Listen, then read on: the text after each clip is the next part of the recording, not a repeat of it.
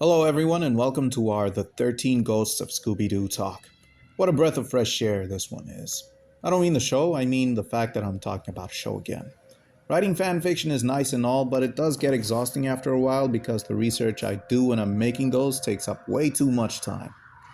It's fun, but it gets overwhelming sometimes. Oh, and yeah, this show was also a breath of fresh air for the franchise. You guys already know how this is going to be handled. If you don't, we're going to talk about the characters first, then talk about the show itself, revealing some cool information about it, and weighing in on our opinions on the show. I say our because we are a team behind this. I'm just the guy who writes the scripts, edits the videos, and uploads them. And I watch the shows. So let's get started, shall we? First up, we have the face of the franchise, Scooby-Doo. As said about him in the previous Scooby-Doo videos, he is a Great Dane and can talk. He's brown and has black spots and has this weird thing with the letter R where he puts it unnecessarily in a lot of words. It's hard to mimic his speech patterns because of that. I've tried, I can't get it done right. He is still a scared dog, and this time they take it in a new direction.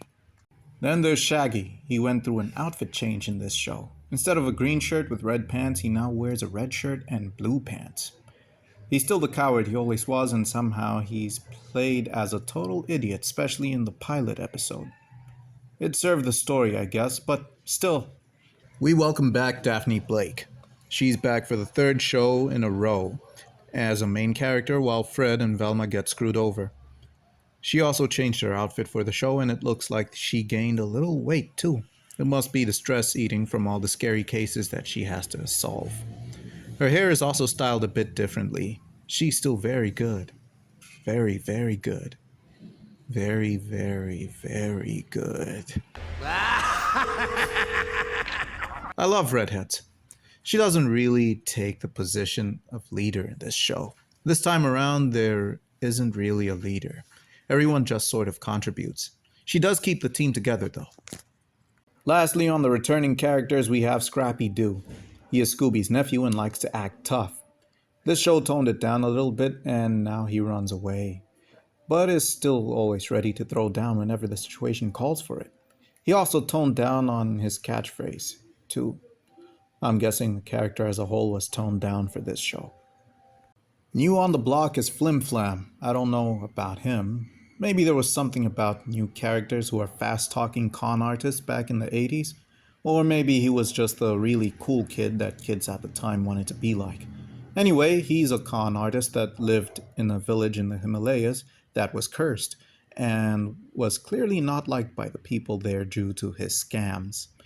It didn't stop him from being naively optimistic about dire situations. He likes to showcase how he's street savvy, but it always backfires on him, and he gets into more trouble than he solves. We have the warlock Vincent Van Gogh. I always felt like he was based on someone in real life, even when I watched the adverts as a kid. I never watched this show as a kid, but they used to show the adverts of the show all the time. I never understood why. They'd tease us about the whole concept and stuff, but then they'd show us either a movie or just the Scooby-Doo show. I'd see them announce it for a Saturday viewing at a certain time, and then they'd end up showing Scooby-Doo and the Boo Brothers. Hey yo, what the fuck? So I did a little digging, and I saw that Vincent Van Gogh was based on the actor Vincent Price. He was also voiced by him. Vincent is the world's greatest warlock and acts as the team's supernatural consultant. He communicates with them via a crystal ball in the first few episodes, then starts talking to them in person in the second half of the show. He's a rich guy, ghoulish, charming, intense, crazy, and surprisingly smooth with the ladies. I'm not kidding. He has a kind of history with them and acts like it's all just misunderstandings. I like that. He has that 80s charm, too. The way he talks and carries himself shows it. Then finally, Weird and Oogle. They're a pair of bumbling ghosts who set the events of the show in motion. They're the main bad guys of the show, but are somehow never confronted or trapped in the box of demons. That part got me.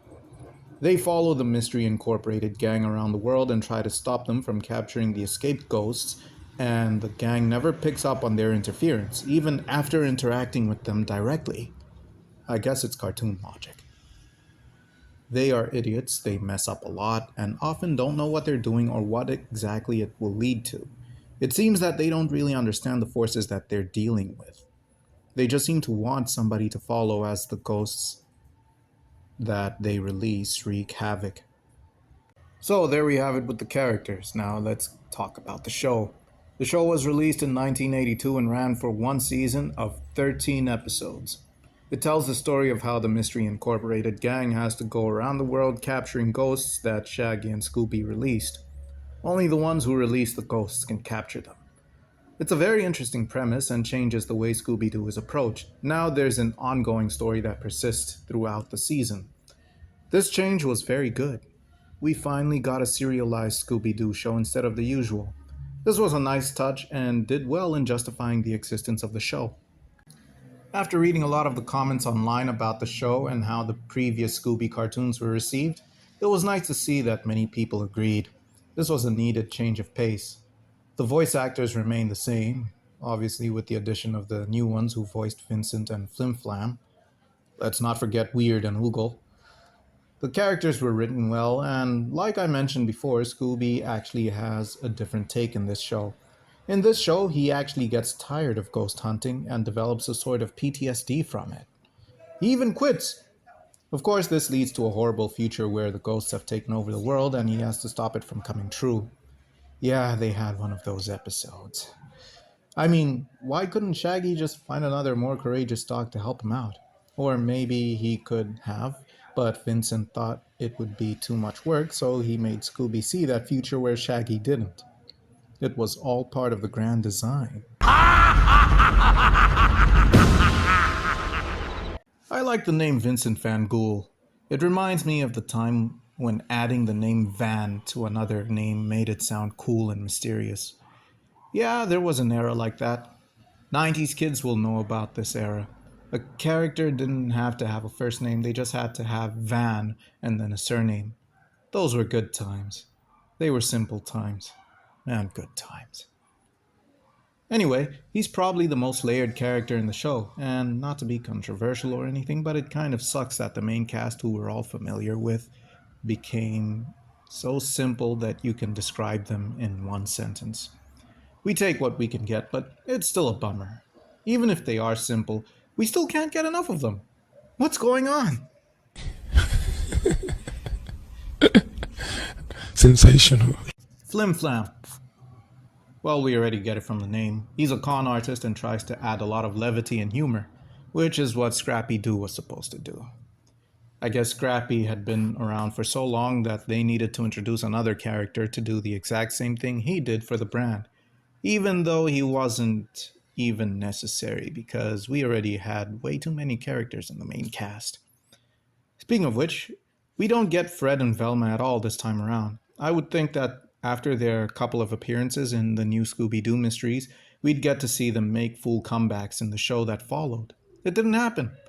And it especially sucked because, as far as I know, this is the last show in the original continuity of Scooby Doo, chronologically speaking. The show that follows this one is a pup named Scooby Doo. There's also Scooby Doo Get a Clue, or is it Get a Clue Scooby Doo? I don't know. And I don't care. There's also another one called What's New Scooby Doo. Yeah, these are weird additions that I'm not really interested in watching. The one I am interested in watching is Scooby Doo Mystery Incorporated. That comes after a pup named Scooby Doo in the watch list. After that, I will be done with Scooby Doo. Also, it's worth mentioning that Scooby Doo Get a Clue, or whatever it is, and What's New Scooby Doo are reboots. They aren't in the main continuity. I just felt like bringing that up in case it wasn't clear enough from what I just said. That adds to why I don't have any interest in watching them. Anyway, back to the point. Fred and Velma's absence was felt in the show. It would have been really nice to see what Velma would have to say about the ghosts and demons that they were facing and how real the situation got, because she was always the skeptical one. She was always denying the existence of the supernatural. It would have been nice to see how she reacted to these events. Fred would have been nice to have too, because he was the guy who was always coming up with traps and stuff. So they would have had an easier time capturing the ghosts than they did. Now I know why they didn't want to add him. The dynamic wouldn't have worked as well, and Flim Flam and arguably Vincent Van Gogh wouldn't have been necessary to the plot. Having leader characters sometimes resolve so many issues in stories where there are supposed to be struggles. The way the show presented itself is also nice. I like the epic, haunting opening that it has. The animation is also very nice. They really worked on this one. It didn't feel like it was content for the sake of content anymore. It felt like it was actually made and had a point to it, not just to keep the Scooby brand alive. We were finally getting the good stuff. Scooby Doo was finally getting back on track. It was a good time to be a Scooby fan. Man, we 90s kids grew up in the best time for animation. I love the desperation and intensity that the show displayed at times. For a kids' show. It was really out of this world and brought back the horror feeling that we used to get in the original. It had the adventure feel that we got in the Scooby Doo show. It was a good mixture of the two best Scooby Doo shows we had. And that's really saying something. There must have been a real shakeup in the studio for this to happen, and I'm glad it did. This show gets a passing grade. It was amazing. It was short lived. They didn't even capture the 13th ghost. Upon reading into the show, I found out that a movie was released 6 years ago that wrapped up the show. It looks like I'll have to watch it through totally legal means and get some closure on the story. Well, that's what we had time for today, everyone. Thank you for watching the video. Please check out our alternative social media handles like Facebook and Instagram. We also just recently launched a blog, and if you could check that out by clicking on the link in our description, you could really help us get the word out. We're going for something big here, ladies and gentlemen. Please help us grow and help us get to 500 subscribers, gosh darn it. Come on, guys. We need the extra push just like everyone else does every once in a while. I'm not sure what we're going to talk about next week. We're still not done watching any of the current shows. We're watching How I Met Your Mother, Naruto Shippuden, The Wild Thornberries, and we'll start a pup named Scooby-Doo tomorrow. The closest we are to finishing the current shows is Thornberries, and that's about 2 weeks from now. So in the meantime, you could enjoy the content we have on our channel. We've got enough content to keep you occupied for the whole day. Have a good one.